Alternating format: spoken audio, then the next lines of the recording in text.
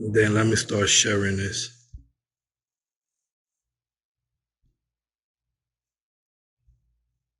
Start sharing this. I remember Red was my only viewer one time. Tim June, it's only me and you, bro. Shit done changed, Red. Shit done changed. Shit done changed, bro. And the moon done moved to 10.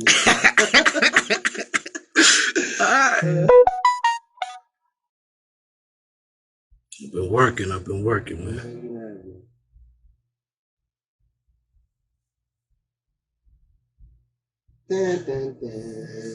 Yeah, that was a nice moment. You're like, Jude, you ain't happy, bro? We out of the breaks.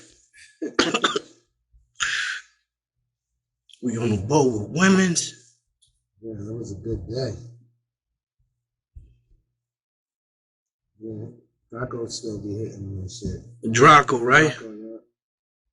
And you know what? Now that we did that a couple of years ago, everybody's asking about the movement now. Everybody asking about the movement.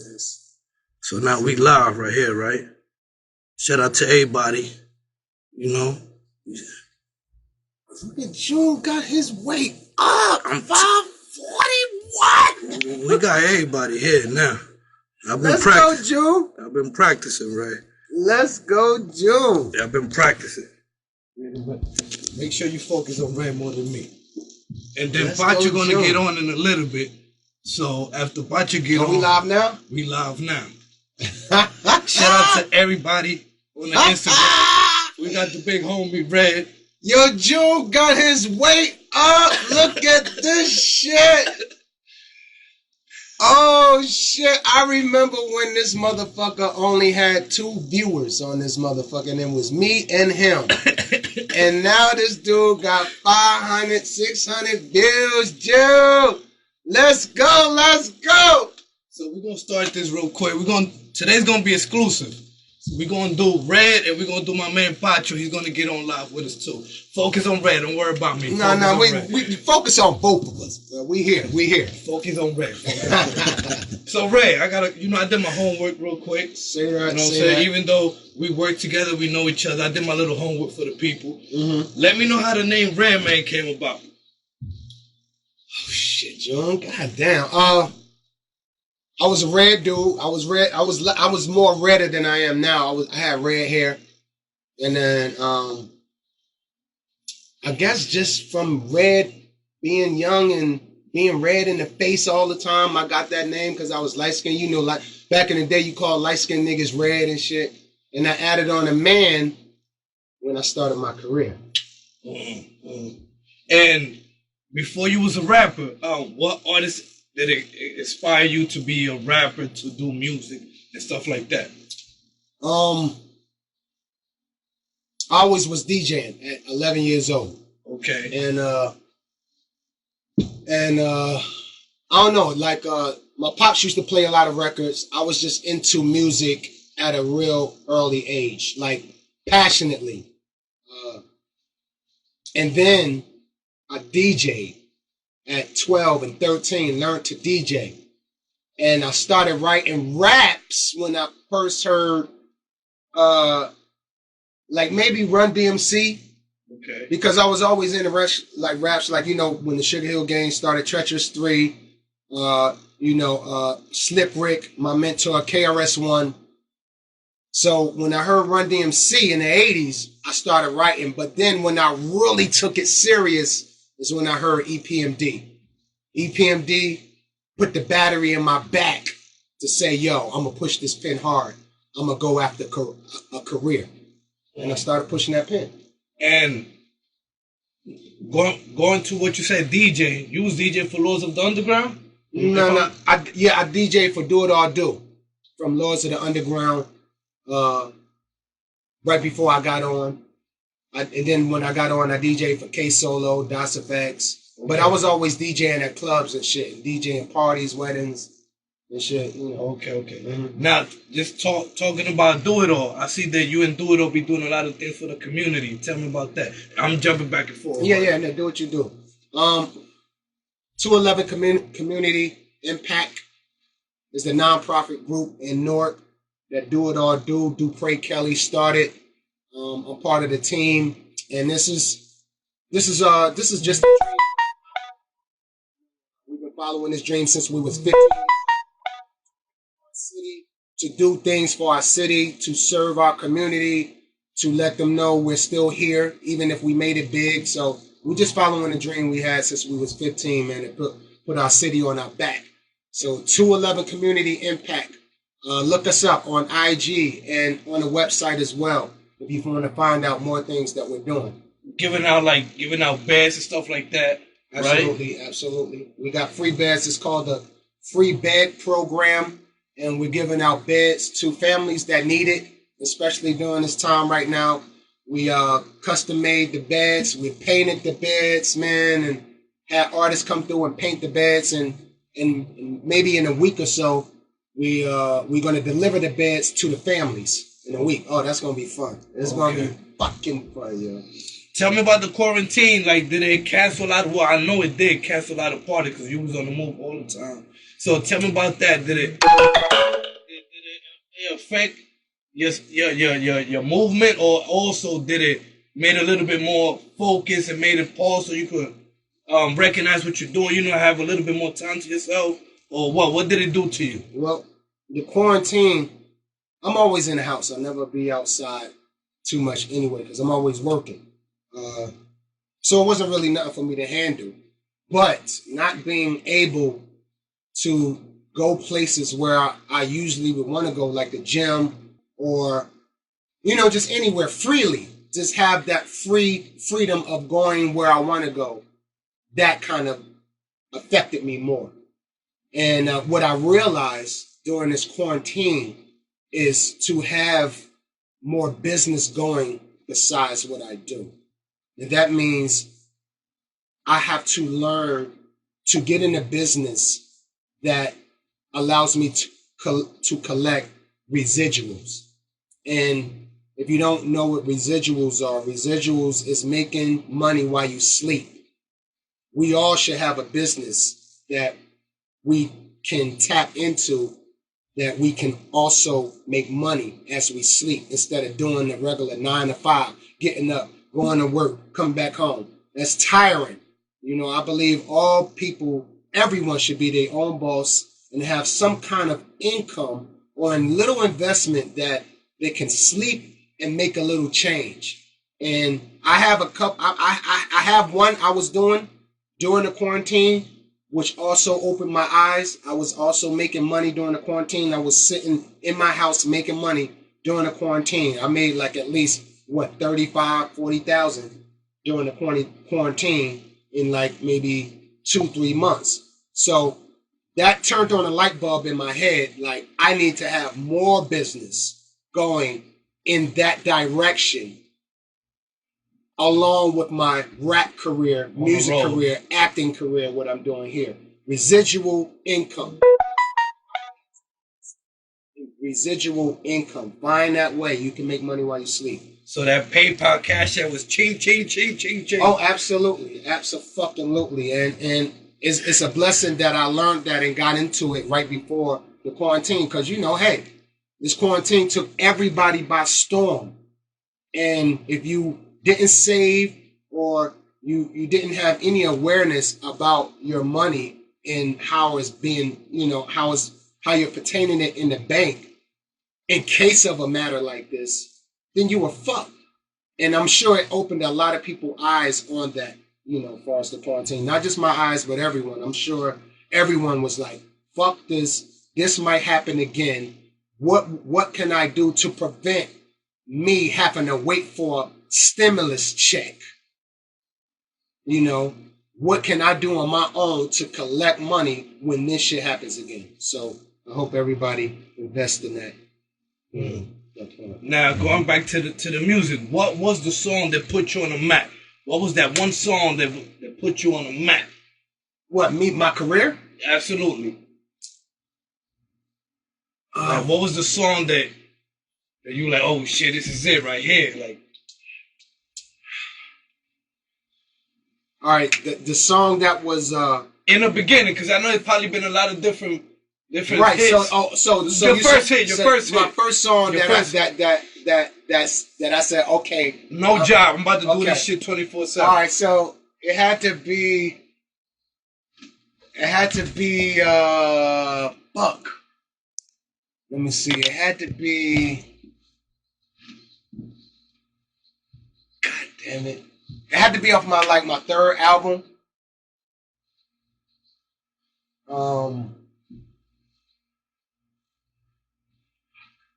Is it before the Muddy Waters? No, my third album was Muddy Waters. Okay. So one song out of there is what you're saying? No, well, actually, the album itself is what took you to the. It's what took me to the next level. All like, right. Cause I had like Pick It Up.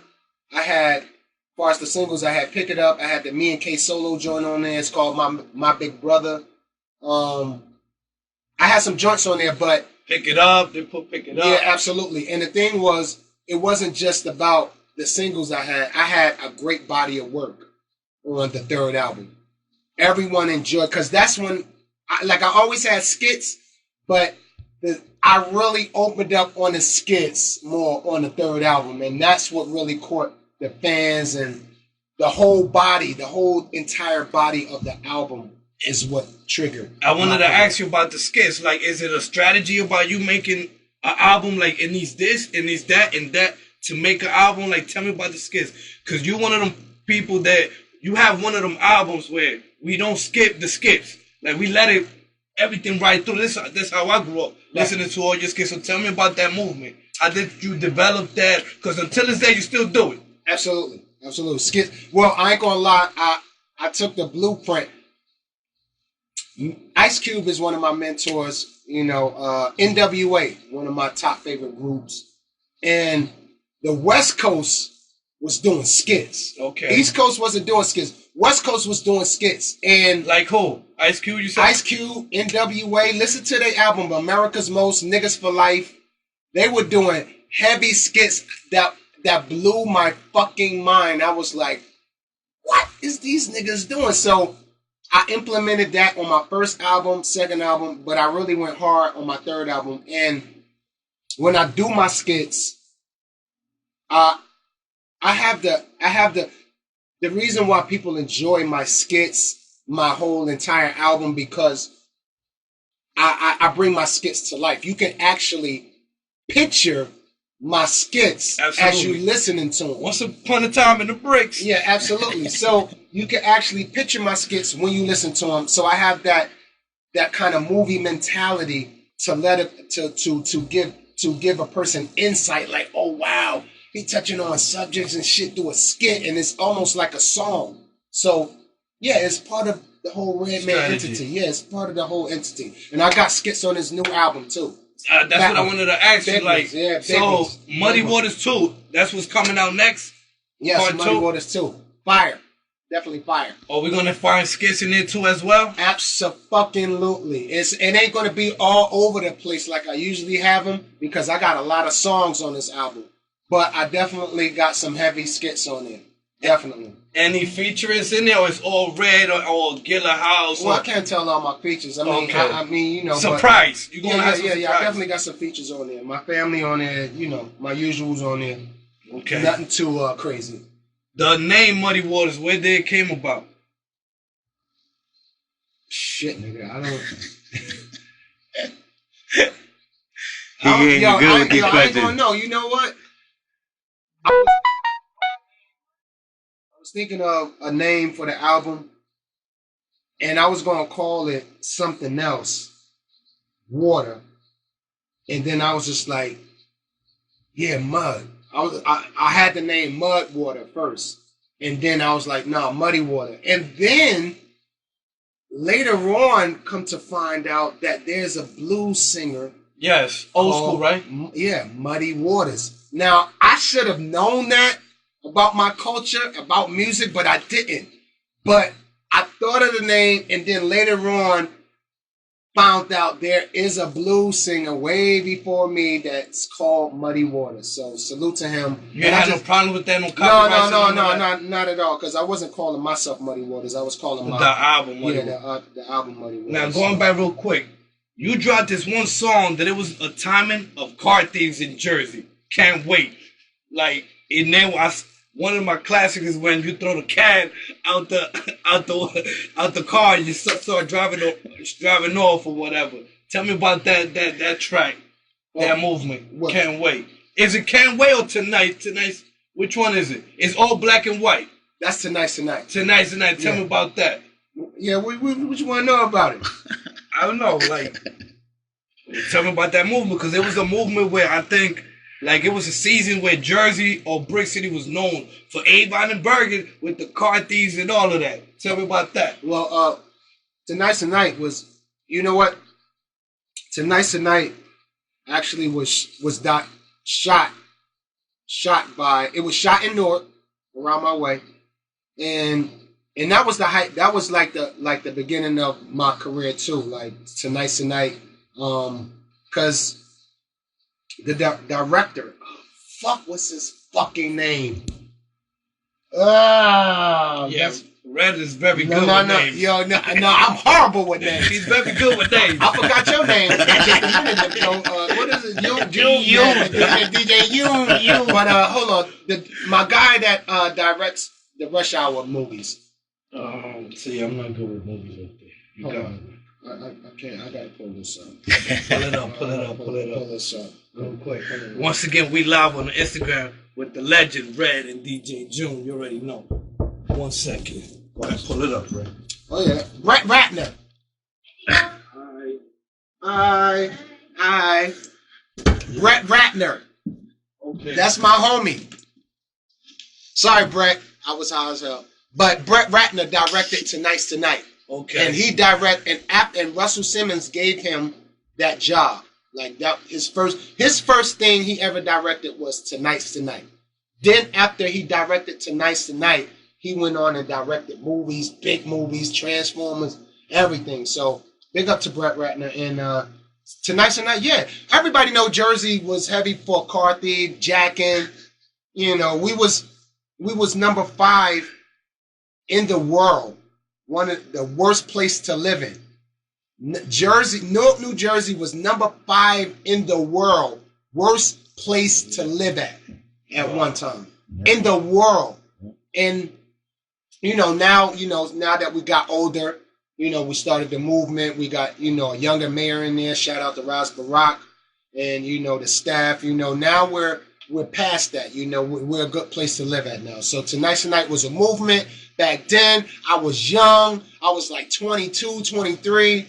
Nigga, it was lit back then. Facts. Tell me about the link up with Redman and Method Man. That collabo, that duo. Until this day, it's a classic. Redman and Method Man. Yes. Met at Def Jam. We met at the Def Jam party. And me and him and then he got signed to Def Jam. And then they wanted to do a promotional tour. And we had to do promotional tours. Promotional tours consisted of driving the cities and going to record stores. Like, I know if a lot of people that's tuned in, you might be young.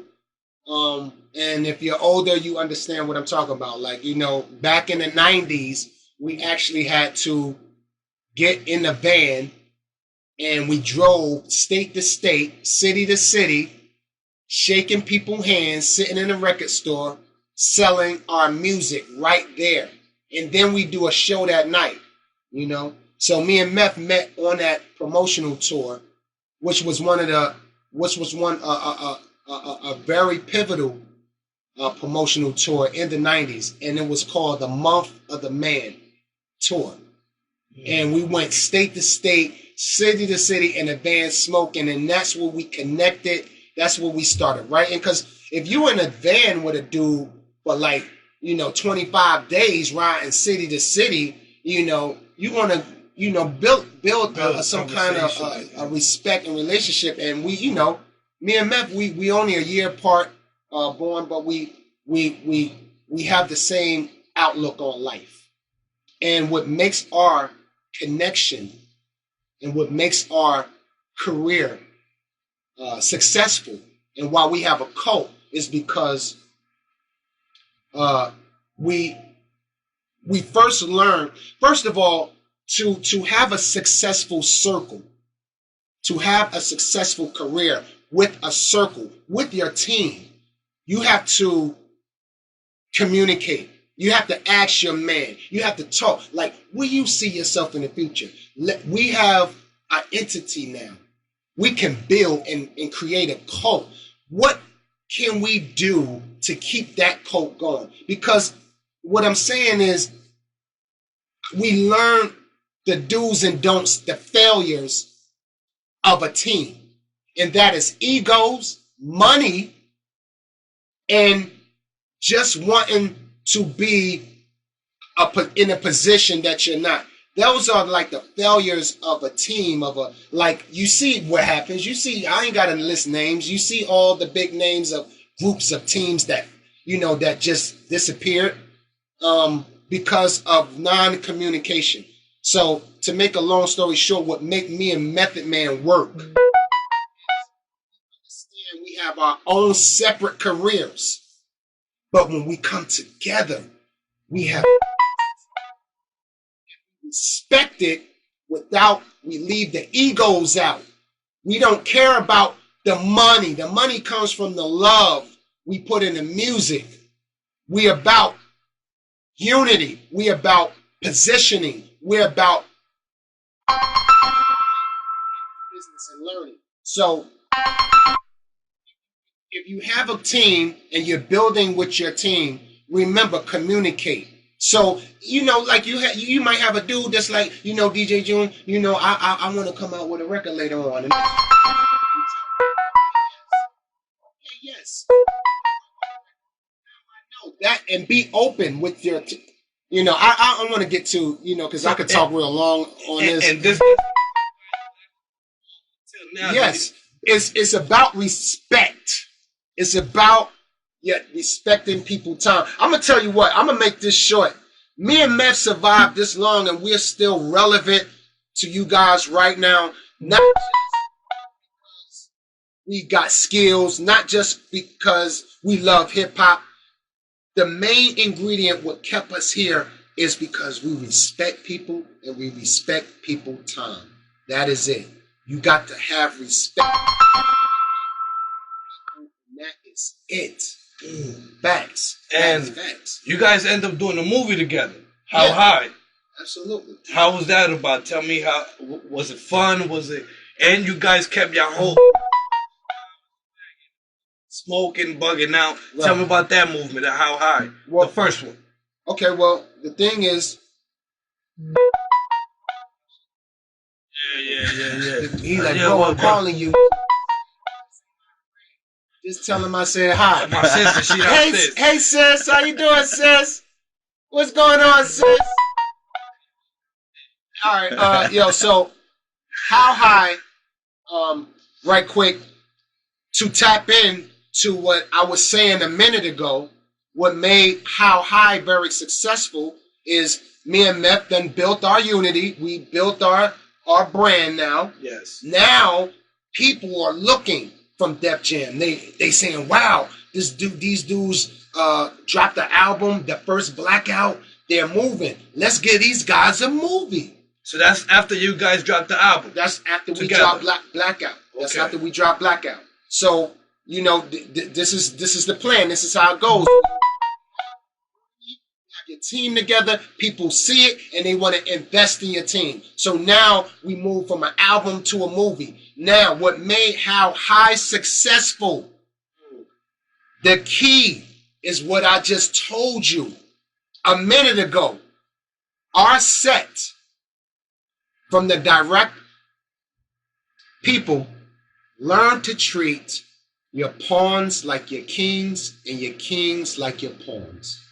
That's all. And I'm going to tell you the ingredient to that, how it worked on How High. On our set, every day when me and Meth came to How High, got to How High on the set, everybody from the director, from the wardrobe, from the art department, from the guy that sweeps the floor, every one of them was smiling, happy, ready to come to work because Red and Meth brought an energy on the set that they just wanted to be around. Doing the movie of How High was more fun than the actual movie. And I mean, everybody every day was laughing on the set, and hands down, they said this is one of the best energetic sets. Especially all the bloopers and all of that, huh? All the bloopers, all of that. But I just want to let you know and tell y'all how it pertains back to what I was saying.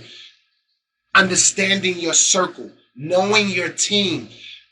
If me and Mep came to the set and he's mad and me and him arguing, then what kind of set do we have? Absolutely. We have an unbalanced set. No one knows who to talk to. Is he's going to be mad at this guy? Are these guys always arguing? No. We brought an energy to the set. We treated our kings like pawns, pawns like kings, meaning the same energy we gave the top guy, the director, we gave the same motherfucker that sweep the floor. Nigga, hey, how you doing today? How's your family? How's your daughter? All right, give them my love, all right? You ready to work today? Okay, let's get it. That's all it takes.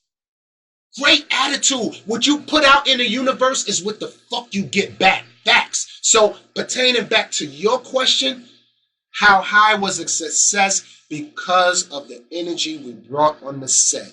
And that is it. It had its moments. It had its funny parts. Dustin, shout out to Dustin for writing the movie. It was me and Meth idea, and it worked because we had a great fucking attitude. That's all. So you see that passion you describe How High? So are you disappointed of How High 2? Is it the same people? Is it the same people that did it was behind the scene of How High? Nah. It wasn't the same people at all. You know, I wasn't I was. All right, I'll take the blame. You know what? Put it this way. I wasn't disappointed in the movie. I was mad as hell. I mean, I knew it could have been better. Hell yeah. Put it this way. I knew the movie could have been way better. I was more disappointed in the disrespect of putting the movie. Put it this way. We started the movie. Me and Mep. We started the movement. It could have been like you guys, the fathers, and those are your sons. No, I wouldn't even want that. Hell no. Hell fucking no. Okay, go ahead. No. But the thing is, woke up one morning finding out there is a How High that's going to be shot. It wasn't like it was, all right, because you got to understand, this is something that we started. So when when another company just decides, okay, we're going to shoot a How High 2 without Red and Meth, asking them. And then they asked us to be in it. And we said, fuck no. Oh, so that's how it went. Yeah, they asked us to be in it after they decided they're going to shoot one anyway with,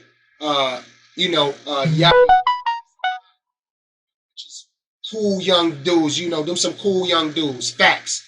And they just playing their part and being in the part of an entity that we started. They don't got nothing to do with it. They don't got nothing to do with it. They just behind that. They just coming to play their part. And I think they would have I think they did a good job for what the movie offered.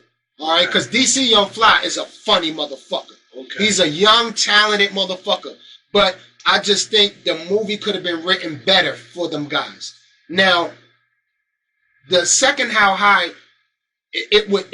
I felt disappointed and disrespected because it wasn't brought to our attention. Okay. Like before, hey guys, we thinking about doing a How High. Would you and Meth want to participate in it? And then that would have been a decision we could have said, you know what, if we're not writing it and being part of the creative process of this movie, then no.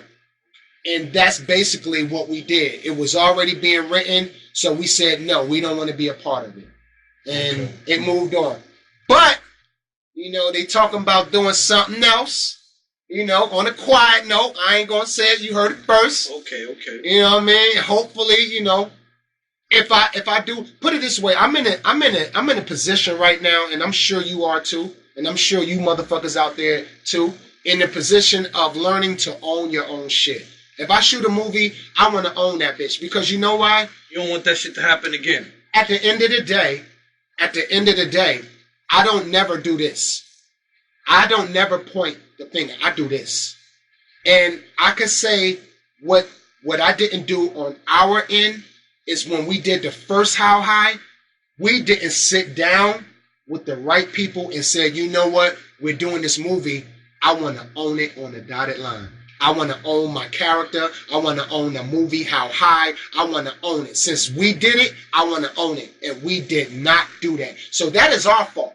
Okay. That is our fault. That is our fault. And that's a lesson learned. Now I know I'm going to own my shit. Anything I do from here on in, I'm going to own that motherfucker. Facts. Facts. Anything I shoot, I'm going to direct that bitch and I'm going to own it. And if I'm not going to own it, I'm not going to do it. And I believe everyone out there should be on that same thing. Own your shit. And you know what? Talking about that, there's three things you already said. Like, I remember me being on the bus on tour with you, and the first thing you say, I brought 6 people up in here. I don't tell you guys what to do. I expect all you guys to do what you do is because the reason I brought you guys here. That's right. You good at what you guys do. So I'm not here to boss you guys around, but I expect for you to do what you do. That's best. Right. That's right. And then another topic that you said, like, you told me, June, let's do this Gillakasa movement. Forget about the money. Let's have fun first. Let's have fun. Let's build that energy. You know what I mean? That's another one. And the third one is like when you said about family. Sometimes you call me, and before asking me anything, the first thing you ask me is how mom's doing. I'll forget about you. How mom's doing before anything. Exactly. You know what I mean? And I look up to you, and I thank you for that too, man. For always, you know, asking about my moms. Not a lot of people, you know what I mean, go about it that way. And I learned by working with you and by you giving me opportunity to just be here and chill with you and smoke with you. I'm not smoking, but you know. Exactly. You know? Good for you. You stop smoking. But that, you know what, y'all, that goes back to what I'm saying, what June is saying, because June been working with me for a long time. And, you know, when I brought him out on the road, he was definitely doing his thing. He was getting footage. He did exactly what he was supposed to do. And I believe in being a boss. When you want to have a team and you want to lead your team, you want to lead your team the right way. You want to have, I don't give a fuck what it is. If you on the streets, if you're doing good business with people and you have your team, you want your team to want to work with you, not have to work for you. You get what I'm saying? Like, no one wants to deal with an asshole. And I like letting anyone that works with me branch and fly, because that is not the thing to always hold a person down under you. And you're supposed to let people on your team get position, you know, get in position so they can make their own money and start their own generation. And that makes the circle bigger. You can't be the only one in your circle getting money and trying to hold a team down, because they're going to look at you, and then your fucking friends become your ops after a while. You know, I don't create ops. Ops create themselves. Anybody that I work with and don't work with no more, they eliminated themselves. I never said, oh, nigga, I ain't fucking with you or whatever. They just know they wasn't keeping up with what I was doing, and they had to eliminate themselves. You know, I feel I'm a good leader because, like June said, my first words that when someone texts me on my phone, everyone starts with, how's your day? Because if you text me and you get on my phone saying, Red, I need this, I don't answer you, nigga. I don't answer you until you answer me back. And then I check you. I'll be like, sir, how's your day? Before we start business, they'd be like, oh, okay, how's your day? And I believe when you start by asking a person, how is your day? How's your family? You don't know. everyone has their own life. They could be going home to problems. Their grandmother could be sick and they taking care of them. They kid could be in a wheelchair and they always got to take care of their kid. And you can't just ask how's their day. You know, like, how's your day first? How are you doing? And when you do that before you talk to a person, it gives a sense of relief. Like, you know what? I'm fine. How is your day? I'm good. You sound a little stressed. Are you all right? Yeah, I'm all right. Yeah, And then I hear it and you listen, and when you tell them it's going to work out. And then now they're like, all right, let's talk. You know, they're not talking from emotion. They're talking from business now because they got the emotion out the way. So I just think that's key for everyone. You know, when you call your moms, when you call your friend, when still to this day, me and my manager has been friends for over 30 years, and we do not start a conversation, text, unless we say, how are you doing? How's your day? How's the family? Okay, this is what I need. And that is the ingredients to being a real boss. Not saying, yo, I need this, and no, I need that, and don't even know what the fuck you talking about. Ask your team how they doing, so your team never become your ops. Facts. Your team will become your ops if you don't treat them right. And like that, also, you get to develop yourself, too, as well. Right. You know what I mean? Because you get the green light, and you get to develop, like, hold up, man, I got to work harder. Red gave me the green light, so I need to come out correct. If I don't come correct, I rather won't come at all. You know what I'm saying? That's right. Featurings. Any featurings that you wanted to do and you didn't get the opportunity to do, or you're still working on it or whatever, like probably somebody that passed away or not, or like you have any featuring that you're like, damn, I still haven't done this feature with this person yet? I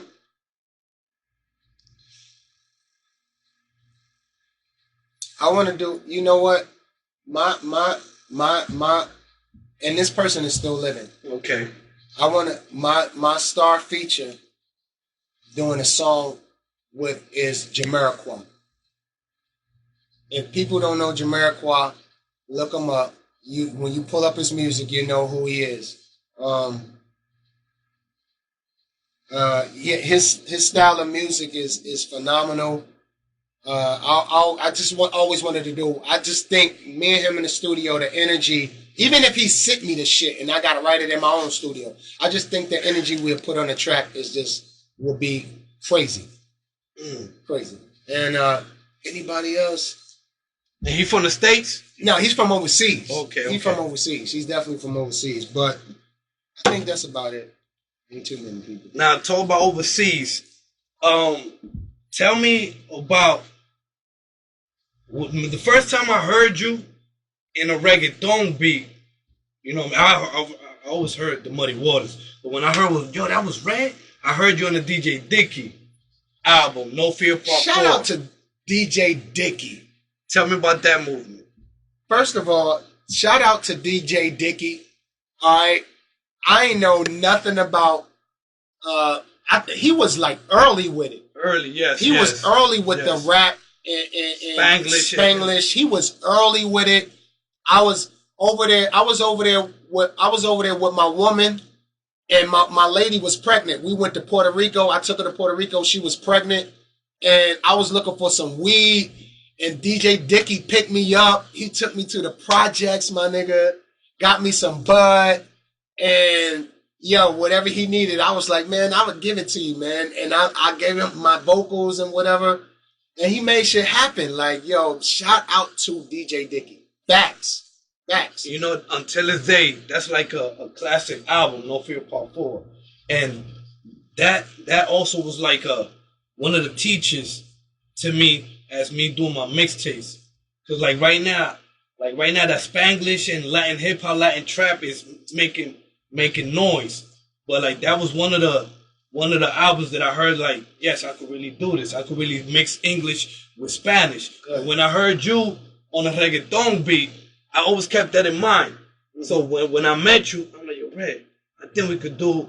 I already studied this. I already been studying this. And an album came out called Boricua Guerrero. That was another album that it was Nas, Busta Rhymes with a lot of Latin artists.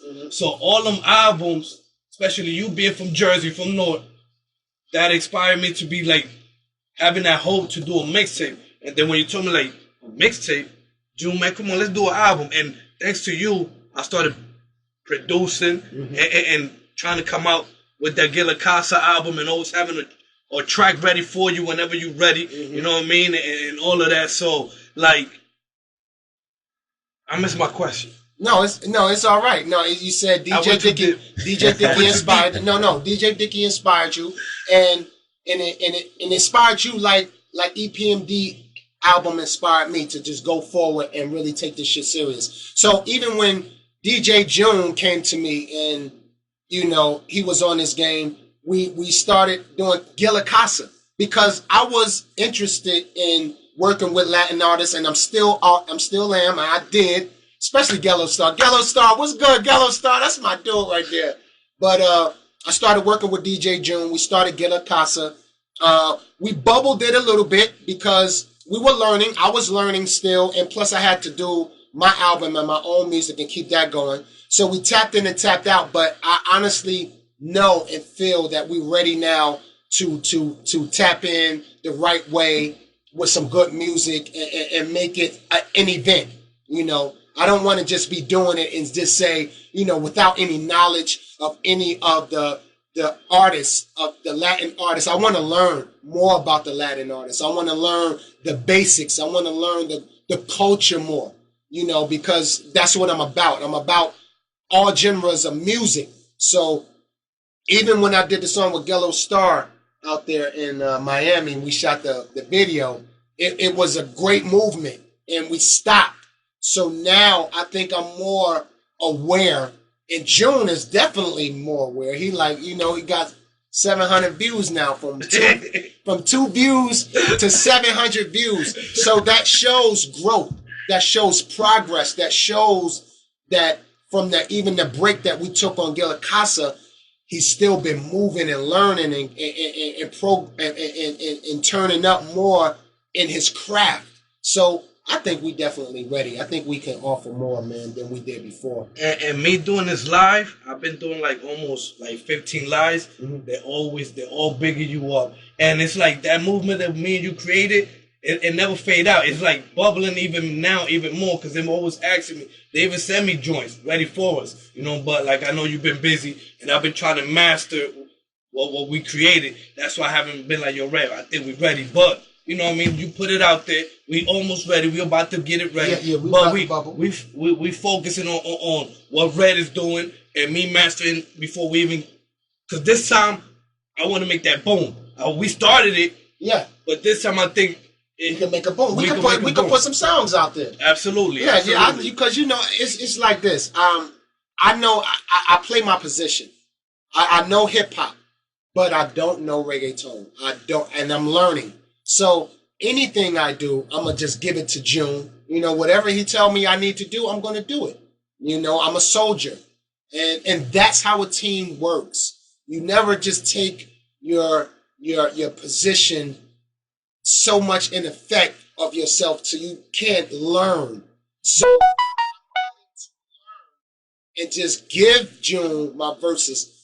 Sometimes I sit with June and write my verses because I ask him what Spanish word I can use and say and make it crafty and shit. I call him up sometimes at night. Yo, June, what does it mean? Yeah, how can I say smack the shit out you in Spanish? And he'll tell me, and then I'll craft that shit. So to get out for more. Yeah, to get up for more. I know that. So my thing is, at the end of the day, I think we're ready and we're more aware to put out some Gillakasa songs, work with other artists. And I know June is going to do it the right way. And I'm going to be a soldier and I'm going to learn from the homie, the young homie. That's what you do. I'm the old homie. You got to learn from the young homie.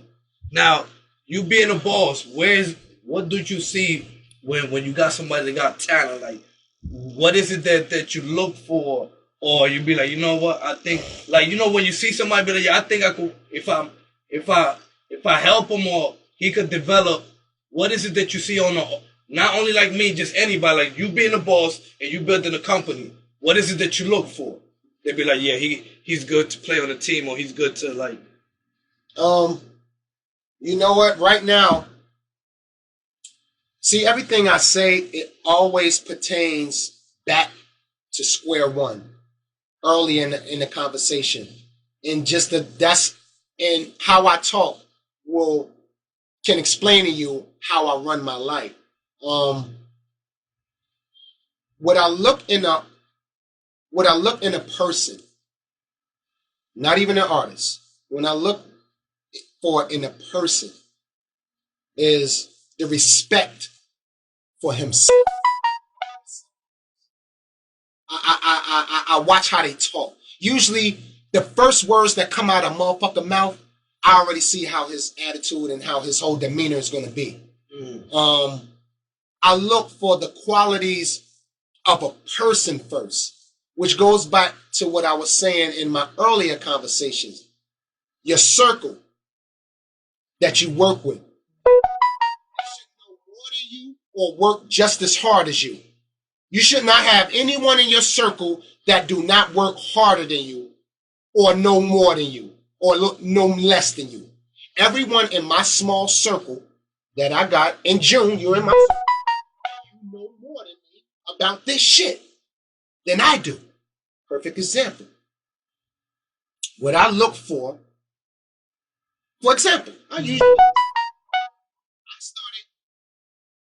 working with you because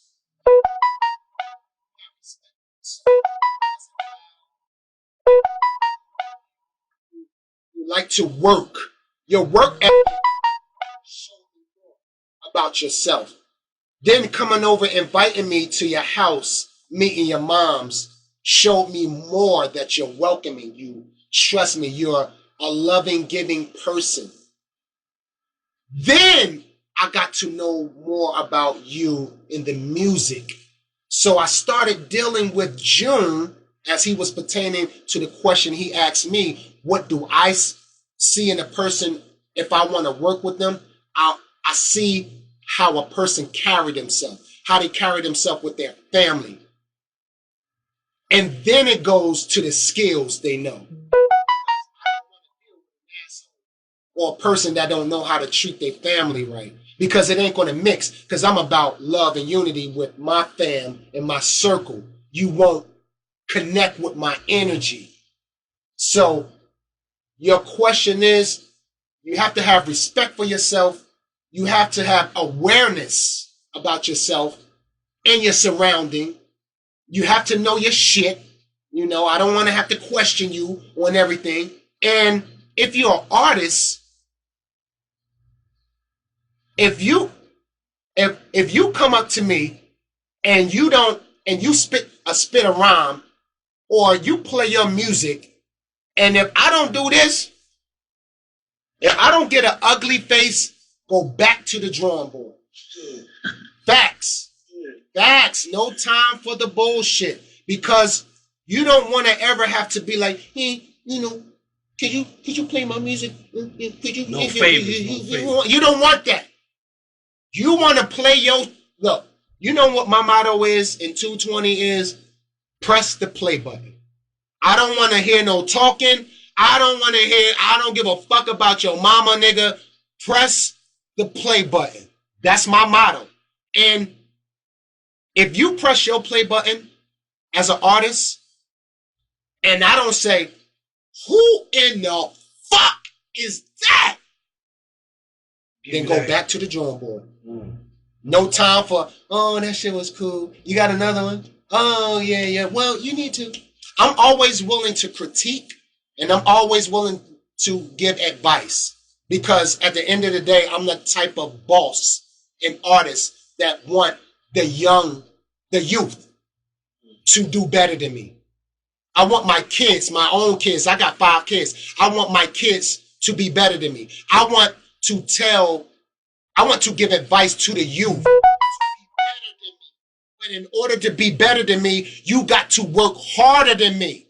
Facts. And I work double time, triple time. So, artists, when you step to anyone, not me, you can step to Beyonce, you can step to Jay-Z, you can step to anyone.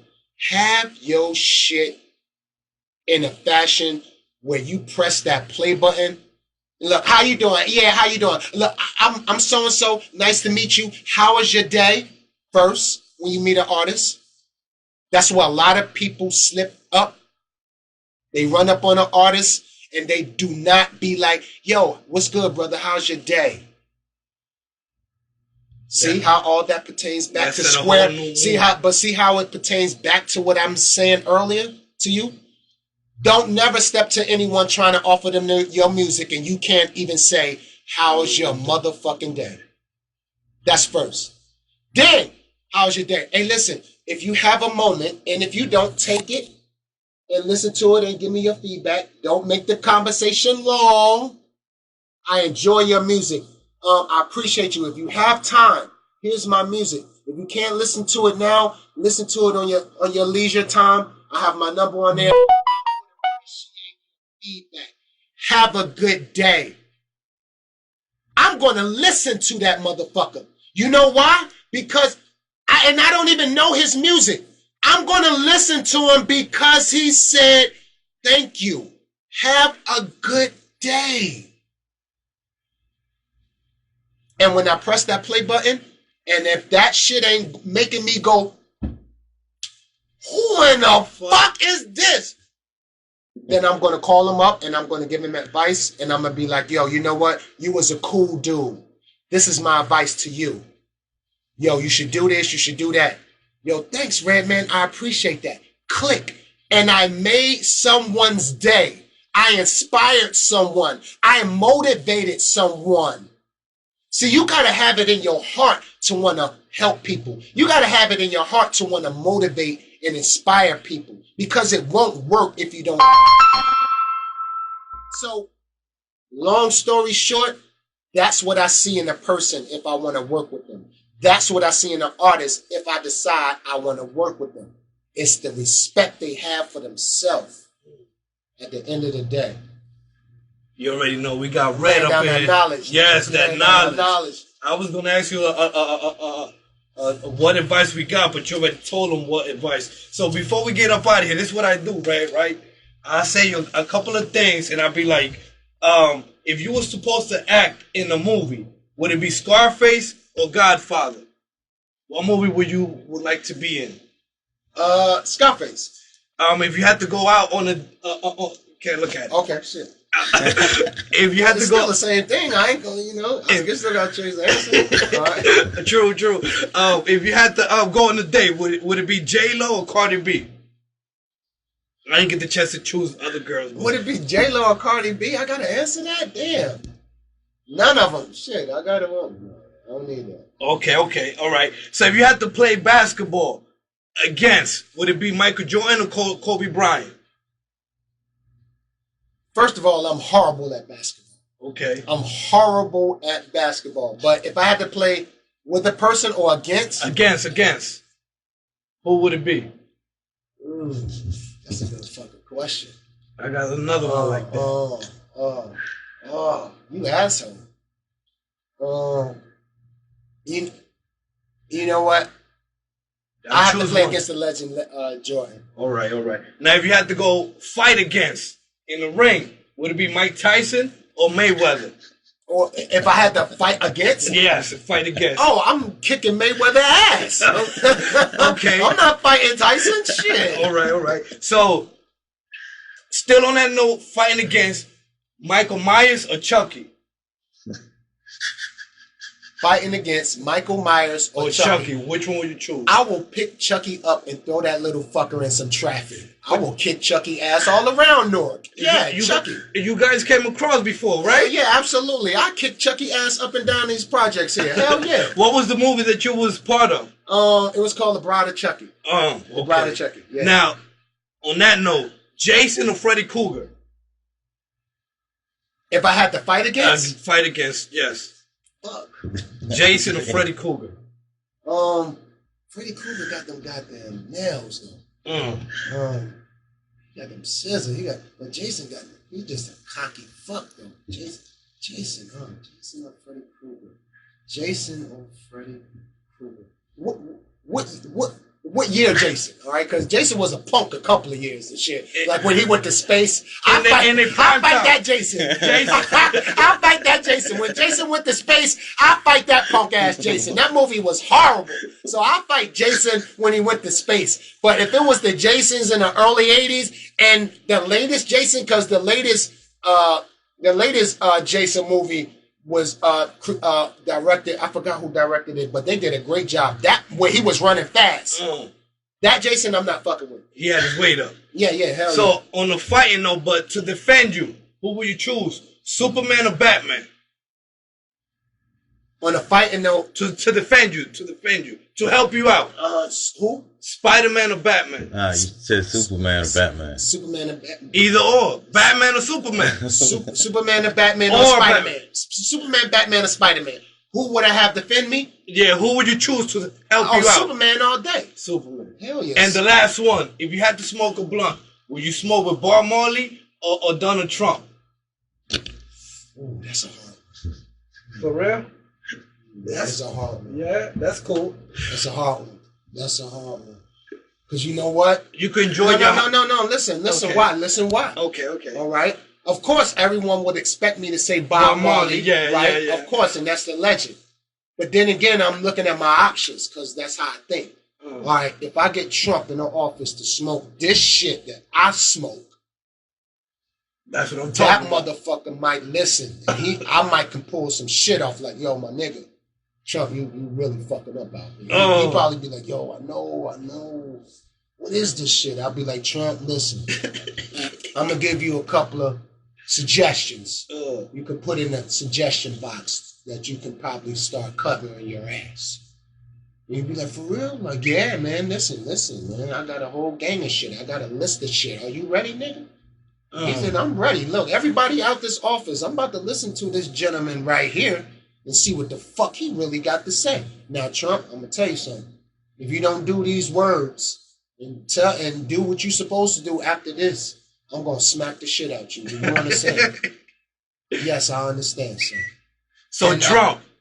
I ain't say it yet. Okay, I'm still weighing my options. Okay. Now, making that happen, smoking with Trump, might not be effective. Okay. You know, so I'm going to have to go all day with Marley. Okay. That's right. Smoking with the legend. He was about peace and he was about. You got to understand about Bob Marley, man. He was about what's going on now, but speaking it through the music, you know, and that was his not just his passion, but he was like the doctor of music that made you feel unity. That's what he believed in. His whole movement was, I'm going to create music to bring people together. That's what he figured the medicine of what's going on now would be, talking through his music. And I figure I'm kind of that way too, even though I'm a little bit more aggressive with it. But that's what he was about, and that's why I would smoke with that man right now. That is. Well, my people, anything you want to shout out? Anybody you want to shout out, Red, before we get up out of here? That's almost our time. Oh, yeah. All right. Well, Brick City all day. Okay. Family all day. I just want to shout out the fans that's tuned in. Absolutely. I'm proud of this guy. Yes. Views is up. Yes. Work is up. Definitely. Work ethic is up. And dropping new music this summer. Muddy Waters 2. Vax working on, just more content to drop. And I'm going to stay afloat. And I'm going to continue giving you that raw that you've been asking for, especially on this new album. So, and thanks to this man for giving me the green light. I'm also proud to be part of his movement and just for him giving me the opportunity and the green light. So, you know what I mean? This is what we wanted to bring to the Instagram Live to our people. That we got a lot of things coming. Red got a lot of things coming. You know what I mean? Yeah, but shout out to, all the artists that I did work with. Absolutely. Yellow Star. Yes. R1. Shout out to R1. Yes, Dominican absolutely. niggas. Yes, absolutely. Real Dominican niggas. Miami. Drake. Draco. Shout out to Draco. My other dude, the apartment we went up to. We got 20 seconds to go. Hurry up, hurry up. Shit, I forgot. Shout out to everybody that helped us with Gillakasa. Gillakasa was created here in the same room. Absolutely. Where you were like, yo, June, turn that up. Let's record. Facts. And Muddy Waters Coming Part 2. That's Gillakasa right. 2. That's right. Redman, Salute. DJ June. Salute. Good shit, June. Yeah. Good shit. Yeah.